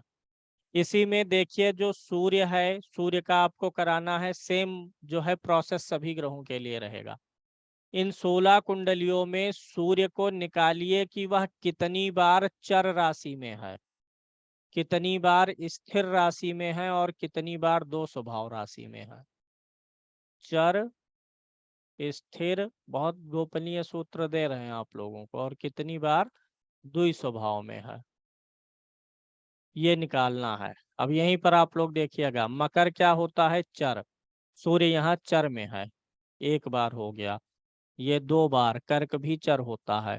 फिर मकर में है, तीसरी बार भी चर में है, चौथी बार भी मेष राशि में है, चर में, चतुर्थांश कुंडली में भी चर में है, सप्तमांश कुंडली में द्वि स्वभाव में है, नवमांश में कब मीन में है, मीन क्या है, द्वि स्वभाव है, वृश्चिक क्या है, स्थिर है, फिर यहाँ पर एक चर में है, फिर ये स्थिर में है, यहाँ क्या है, द्वि स्वभाव, यहाँ स्थिर स्थिर, द्वि स्वभाव द्वि स्वभाव, स्थिर, और फिर लास्ट में द्वि स्वभाव। आपको अपने हिसाब से नोट कर लीजिएगा सब लोग, बाद में फिर देख के भी वीडियो लिख सकते हैं, लेकिन मौके पर भी लिखिएगा। खोडस वर्ग सारणी में किसी भी ग्रह की खोडस वर्ग में स्थिति देखनी है। खोडस वर्ग में कोई भी ग्रह कितनी बार चर राशि में है, कितने बार स्थिर राशि में है, कितने बार द्वि स्वभाव राशि में है, ये जानना है।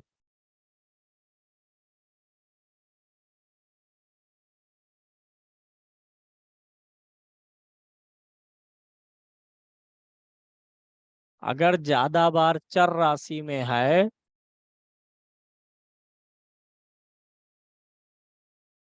अगर ज्यादा बार चर राशि में है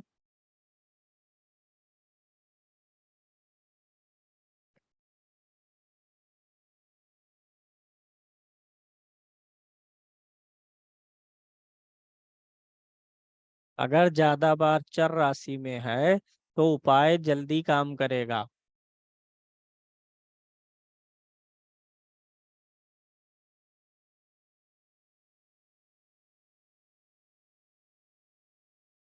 ज्यादा बार स्थिर राशि में है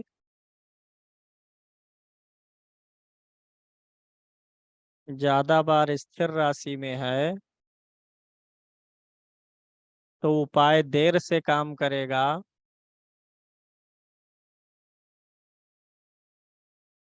उपाय देर से काम करेगा और एक से अधिक बार करना पड़ेगा।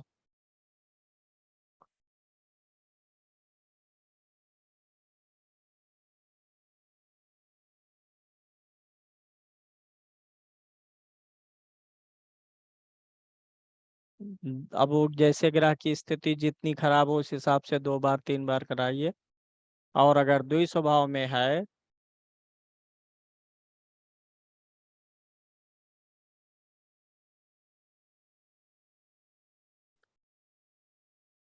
तो उपाय मध्यम समय लेगा, न ज्यादा नजदीक न ज्यादा दूर। मतलब महीने भर के अंदर काम कर जाएगा। और स्थिर में रहने पर 6 महीने बाद करेगा या फिर नहीं ही करेगा। अभी भाई मैं इसका कॉन्सेप्ट अभी आगे बताऊंगा कि कब उपाय काम ही नहीं करेगा।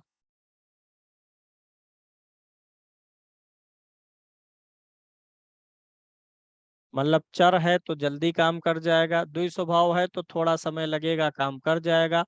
स्थिर है तो देर से करेगा, ज्यादा देर से करेगा, वो भी बहुत कम करेगा। जब एक बार दोबारा उपाय होगा, तिबारा होगा, 2 3 बार होगा, तब वो रिजल्ट दे पाएगा।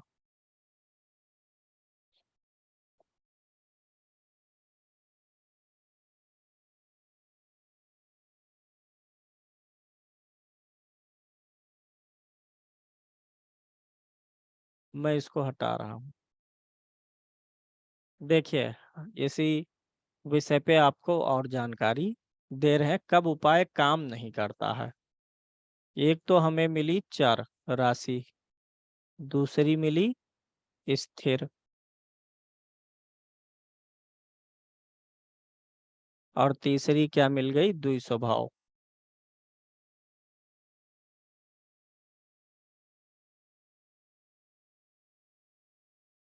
कॉन्सेप्ट ध्यान से समझिएगा।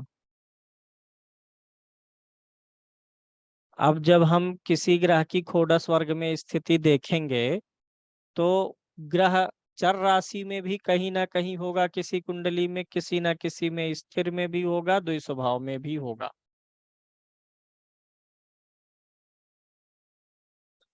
और हमको टोटल काउंट कर लेना है।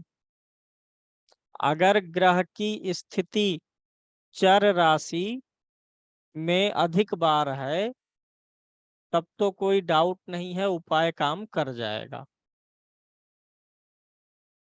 और अगर अधिक बार स्थिर राशि में है तो उपाय को बड़ा टाइम लगेगा और रिपीट करना पड़ेगा। द्वि स्वभाव में है तो एक बार में ही उपाय काम कर सकता है, थोड़ा टाइम लेगा। अब इसमें एक कॉन्सेप्ट और लागू होगा। ये जो द्वि स्वभाव है ये बड़ी भूमिका निभाता है। आप द्वि स्वभाव वाली राशियों को छोड़ दीजिए, सिर्फ चर और स्थिर की तुलना कर लीजिए, चर में अधिक है कि स्थिर में अधिक है, ये देख लीजिएगा। द्वि स्वभाव छोड़ दीजिएगा, चर में अधिक है कि स्थिर में अधिक है, द्वि स्वभाव छोड़ दीजिए। अब अगर स्थिर में अधिक है तो परिणाम आपको पता है कि काम देर से ही होगा। लेकिन अगर चर में अधिक है तो जो द्वि स्वभाव वाले हैं ये भी जल्दी काम करा देते हैं। मतलब अगर स्थिर राशि में बार बार ग्रह रिपीट हुआ है तो द्वि स्वभाव राशि को उतना ही ज्यादा टाइम लगता है।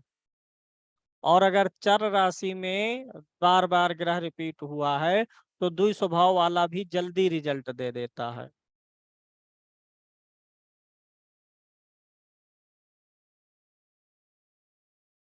मतलब द्वि स्वभाव देगा, मीडियम समय में उसको देना है।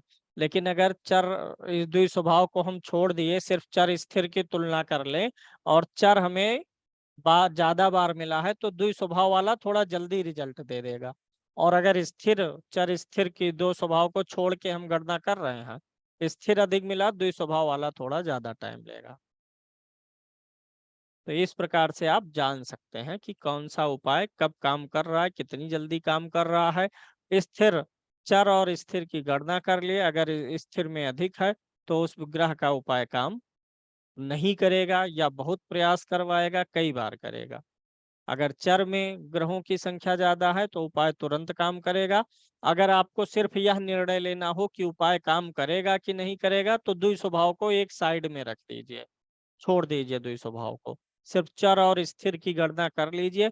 इसमें अगर चर राशि जीत रही है तो द्वि स्वभाव भी इसी के पक्ष में हो जाएगी, और अगर स्थिर राशि जीत रही है तो द्वि स्वभाव स्थिर राशि की तरफ मूव करने लगती है।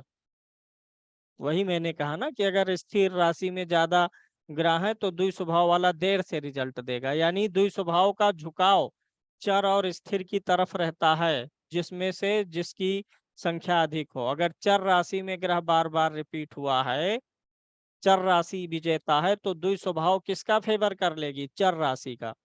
और अगर स्थिर राशि में ग्रहों की संख्या अधिक है तो द्वि स्वभाव वाला भी स्थिर राशि की का फेवर कर लेता है। और ऐसे में एक विशेष बात, बहुत ध्यान से, अगर चर राशि अधिक है, चर राशि में ग्रह का रिपीटेशन अधिक है, तो द्वि स्वभाव वाली राशियां किस स्वभाव में ढल जाएंगी? चर में। और अगर स्थिर राशि बार बार रिपीट हुई है तो द्वि स्वभाव भी क्या हो जाएंगी? स्थिर राशि जैसा व्यवहार करेंगी। तो बल किसे मिल जाएगा? स्थिर राशि को। तब उपाय काम करना थोड़ा मुश्किल होता है। इसलिए जब आप कुंडली देखिए और ग्रह चर राशि में मिले, सिर्फ आप चाहें तो सिर्फ लगन कुंडली पे ही अप्लाई कर लीजिए, सब कुंडली पर अप्लाई करिए। लेकिन अगर आप सिर्फ लग्न कुंडली देख रहे हैं और सामने वाले को मंगल का उपाय दे रहे हैं, और जब आप उपाय दे रहे हैं उस समय मंगल चर राशि में कुंडली में है, तो उसका उपाय आप कहिए, करिए, करते ही लाभ मिलेगा। लेकिन जब स्थिर राशि में है, लगन कुंडली सिर्फ देख के भी बोल सकते हैं। षोडश वर्ग भी देखिए जब आवश्यक हो, जितना बड़ी समस्या उतना ज्यादा खोजबीन। अगर स्थिर राशि में बैठा है तब आप ये मत कहिएगा कि उपाय करते राहत होगा, तब कहिए उपाय करिए, इससे परिस्थितियां बुरी होने से बचेंगी, ना कि अच्छी हो जाएंगी।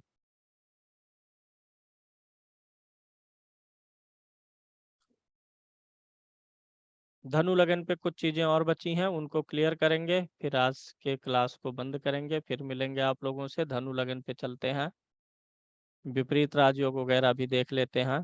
पहले मैं कुंडली बना देता हूँ।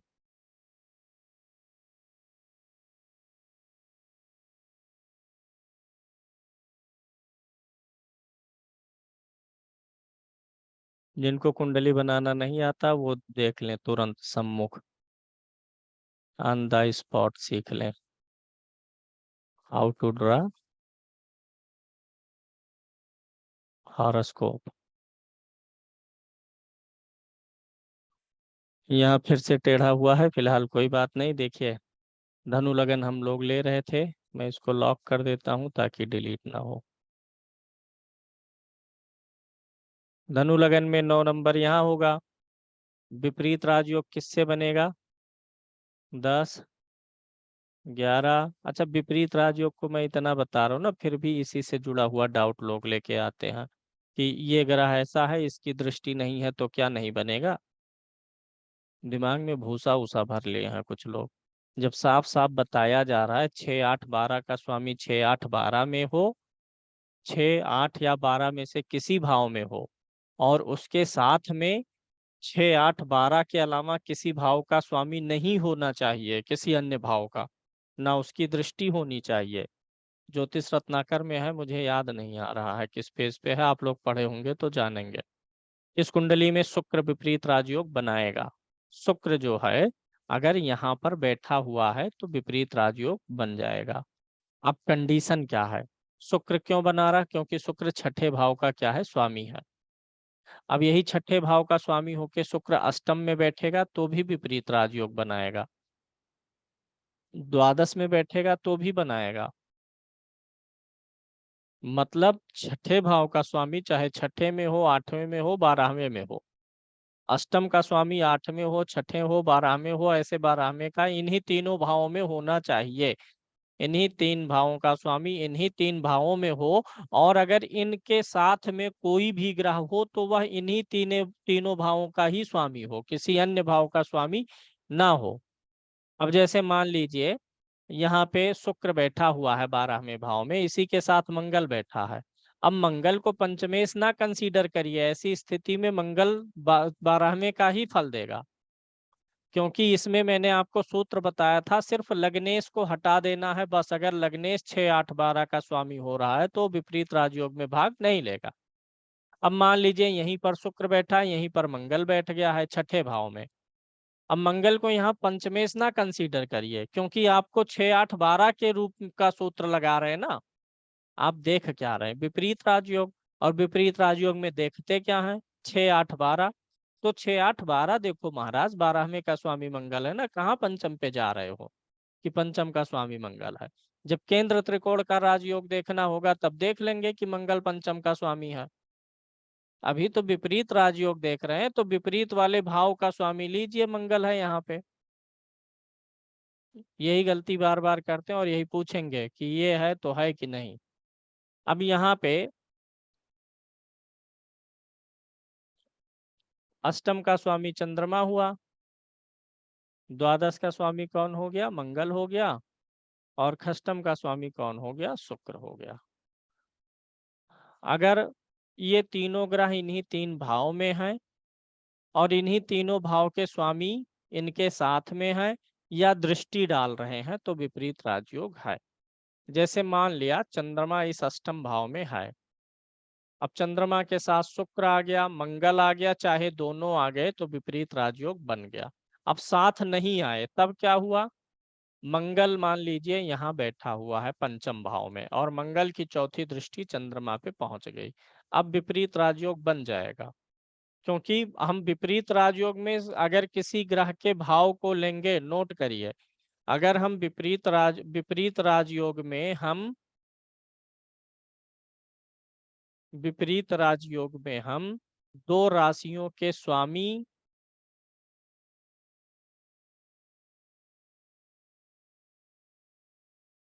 विपरीत राजयोग में हम दो राशियों के स्वामी ग्रह को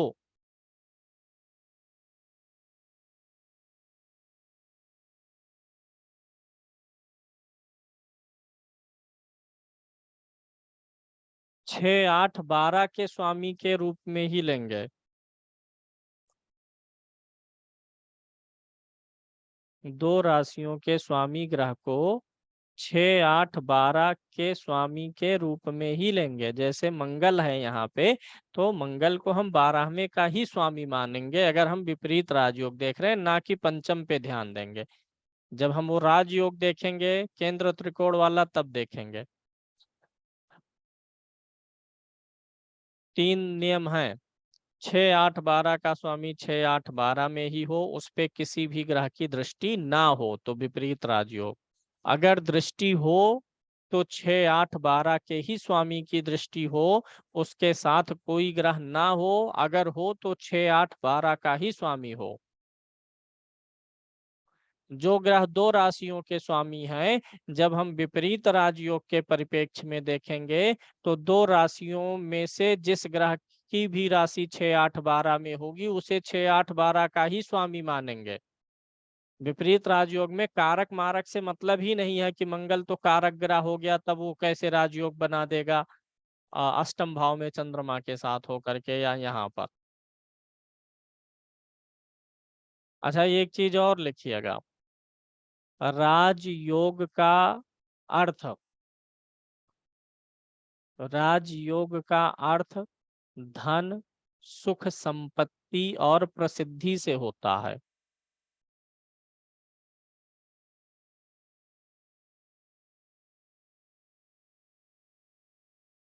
धन, सुख, समृद्धि और प्रसिद्धि से होता है। अर्थात अगर कोई ग्रह राजयोग बना रहा है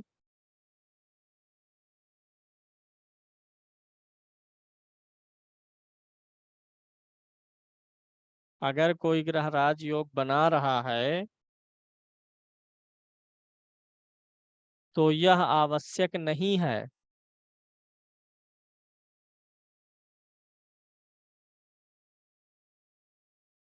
यह आवश्यक नहीं है अगर कोई ग्रह राजयोग बना रहा है तो यह आवश्यक नहीं है कि वह ग्रह जिस भाव में बैठा है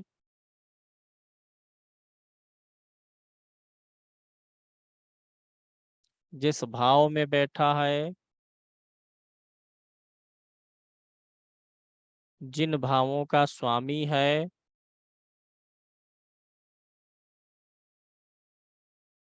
जिन भावों का स्वामी है और जिन चीजों का कारक है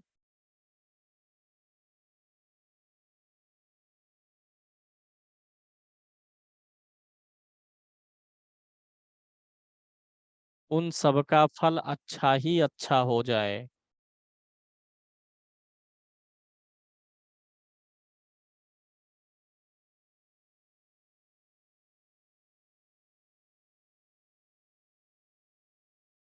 यानी राजयोग आपको धन सुख समृद्धि देगा, लेकिन जिन भाव का स्वामी है कारक है वो भी अच्छा हो जाए ऐसा नहीं है। उदाहरण से समझिए, इसी कुंडली में मंगल अष्टम भाव में है, चंद्रमा के साथ में है। अब विपरीत राजयोग बना और अच्छा बना है, क्योंकि आठवें का स्वामी चंद्रमा तो आठवें में है, 12वें का स्वामी मंगल भी आ गया। तो अकेले चंद्रमा होता तो एक बनता विपरीत राजयोग, अब यहाँ पे दो बन गया है। अब यहाँ पे ध्यान दीजिएगा, मंगल विपरीत राजयोग बनाया ना, अगर यही मंगल और चंद्रमा छठे में होते तो भी बनता, 12वें में होते तो भी बनता, लेकिन अब ये विपरीत राजयोग बना है। ये तो राजयोग का कॉन्सेप्ट हो गया, लेकिन एक चीज अलग से आपको जानना है, यहाँ पे क्या मंगल पीड़ित है कि नहीं है? मंगल पीड़ित है। विपरीत नाम है ना इस राजयोग का, मतलब जोड़ घटा करके सरकार बनाई गई है। मंगल यहाँ पर पीड़ित है क्योंकि मंगल एक तो अष्टम में है, दूसरा क्या है, नीच राशि में है। राजयोग में है तो धन दे देगा, प्रसिद्धि दे देगा, नाम दे देगा, वो अलग चीज है, जीवन को सुखी बना देगा। लेकिन अब ये मंगल जिस चीज का कारक है, भाई का कारक है, तो भाई से रिश्तों में तकलीफ दे देगा, मांसपेशियों में दर्द देगा। अष्टम भाव में मंगल हो तो बवासीर, पेट, गैस, अपच की समस्या और जीवन में कई बार छोटे छोटे चोट चपेट लगना होता है।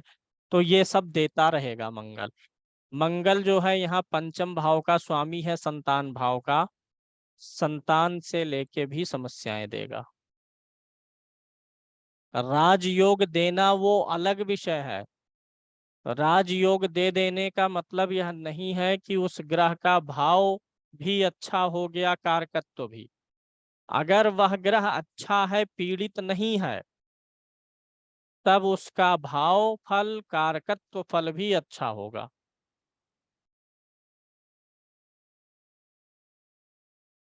किसी की भी कुंडली देखे, मंगल को अष्टम में देख लिए, अब पता चल गया कि छोटी मोटी चोट चपेट लगेगी, डाइजेशन और पेट पाइल्स की समस्याएं आएंगी, भाई के साथ कभी ना कभी विवाद होना है, पीठ कमर मांसपेशी में दर्द होगा, स्लीप डिस्क की समस्या होगी।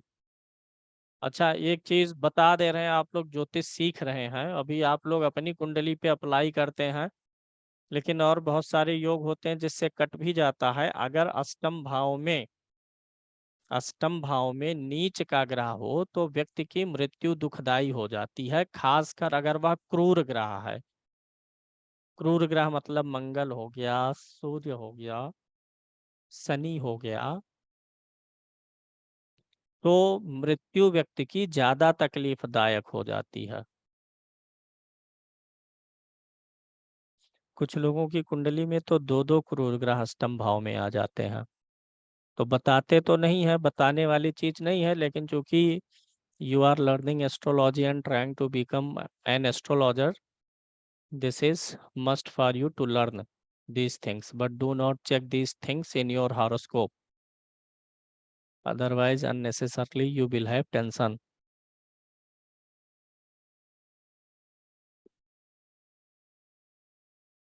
अष्टम भाव में क्रूर ग्रह हो तो समस्या है। अब वह क्रूर ग्रह अगर पीड़ित होगा तो ज्यादा ही समस्या है।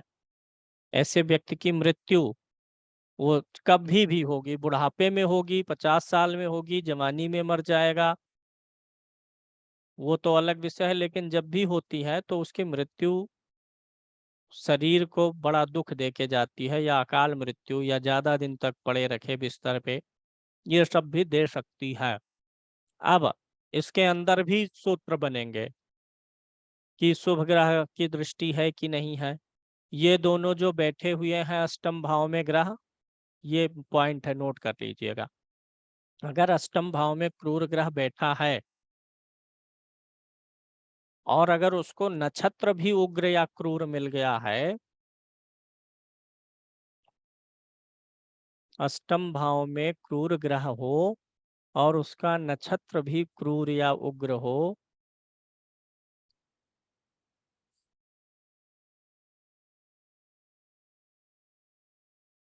श्रीमती जी हमारी आई हुई हैं, कह रही हैं बहुत देर से बोल रहे हैं, आपको चाय पिला देते हैं।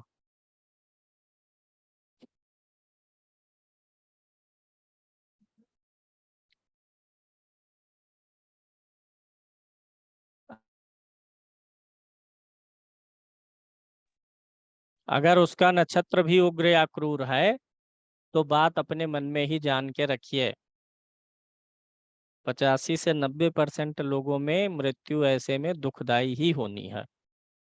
अच्छा, 10% छोड़ क्यों दिया जाता है? वो वर्ग कुंडलियां होती है ना, अष्टमांश वगैरह, वहां से कुछ अंतर आ जाता है।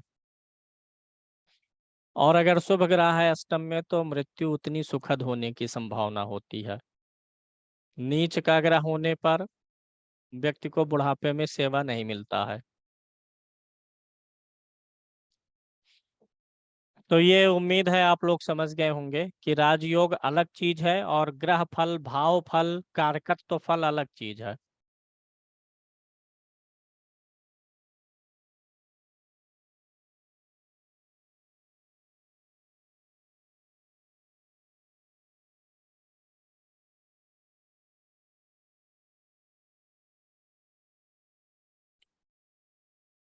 नोट कर लीजिए सब लोग।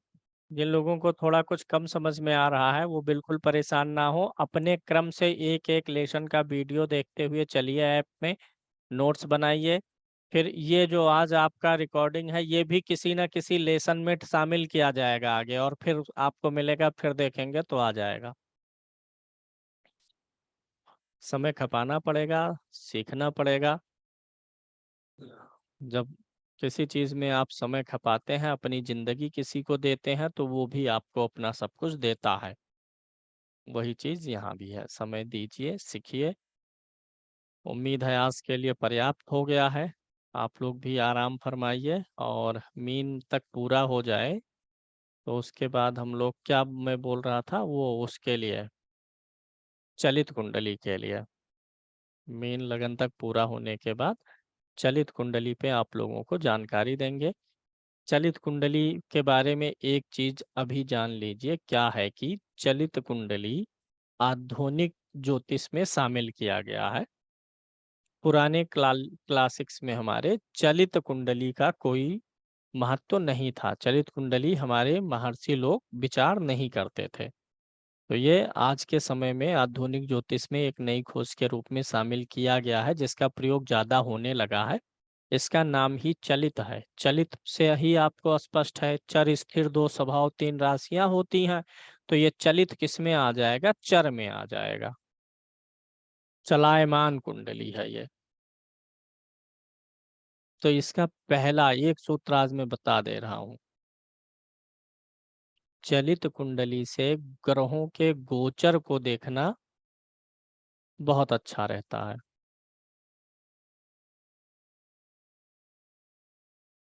जैसे मान लीजिए अभी शनि कुंभ राशि पे गोचर कर रहा है, तो आप यह देखना चाहते हैं कि कुंडली में जहाँ शनि आपके बैठा है उससे कहाँ पहुंचा है। मान लिया अभी शनि इसी कुंभ राशि पे गोचर कर रहा है, धनु लगन की कुंडली में तीसरे भाव में गोचर कर रहा है। यहाँ गोचर कर रहा है, वर्तमान में शनि कुंभ पे है ना, 17 जनवरी को आया है। ये भी नोट कर लिया करिए, कम से कम 4 ग्रहों का याद रखिए हमेशा। बृहस्पति, शनि, राहु और केतु का गोचर आपको याद रहना चाहिए कि इन ग्रहों ने राशि कब बदली है, फिर अगली राशि कब बदलेंगे। याद मतलब क्या है, कागज पे लिख के टेबल पे रखिए अपने। सूर्य राशि बदलेगा, मंगल बदलेगा, बुध बदलेगा, लेकिन ये सब 1 महीने में राशि बदल लेंगे। गुरु, राहु, केतु और शनि लंबे गोचर वाले ग्रह हैं, ये तो आपके जुबान पे याद रहना चाहिए ना। किसी की कुंडली देखे तो जब याद रहेगा शनि किस राशि पर है, तभी तो बताएंगे ना कि 7.5 चल रही है कि ढैया चल रही है कि नहीं चल रही है। अब चलित में क्या प्रयोग करेंगे, जैसे शनि अभी कुंभ में चल रहा है, आपको ये जानना है कि मेरी कुंडली में शनि जहाँ बैठा है, अब मान लीजिए कुंडली में शनि यहाँ बैठा हुआ है लगन में, एक नया सूत्र बता रहा हूँ गोचर निकालने का। जन्म कुंडली में जन्म के समय शनि जहाँ बैठा हुआ है उससे किस भाव में अभी वर्तमान में गोचर कर रहा, उससे भी प्रभाव पड़ता है गोचर का। तो जन्म कुंडली में जहां बैठा है उसको ना देखिए, चलित कुंडली में जहां बैठा है उसको ले लीजिए, और वर्तमान में किस राशि में गोचर कर रहा है उसको ले लीजिए। एक उदाहरण से मैं आपको समझाता हूँ। चलित कुंडली दिख रही होगी सबको यहाँ पे, ये है चलित कुंडली। अभी शनि किस राशि पे, ये किसी व्यक्ति की कुंडली है, अभी शनि का गोचर कहाँ चल रहा है, कुंभ राशि में, यहाँ पे चल रहा है करंट में शनि कुंभ राशि पर है। और इनकी चलित कुंडली में शनि कहाँ बैठा है, यहाँ बैठा हुआ है सप्तम भाव में। तो गोचर जब हम ग्रहों का देखें तो चलित कुंडली से देख लें। शनि कुंडली में इनके सप्तम में है, अभी जहां शनि कुंडली में चलित में है उससे किस भाव में गोचर कर रहा है, नवम भाव में। इसी को लगन मानिए, शनि जहां कुंडली में 1 2 3 4 5 6 7 8 9, यानी इनके शनि का गोचर इनके लिए अच्छा चल रहा है। इस सप्तम भाव में जहां पर कुंडली में शनि बैठा है उस भाव के लिए अभी करंट के शनि का गोचर अच्छा है। अब हो सकता है लगन कुंडली में यह शनि आगे या पिछले भाव में हो।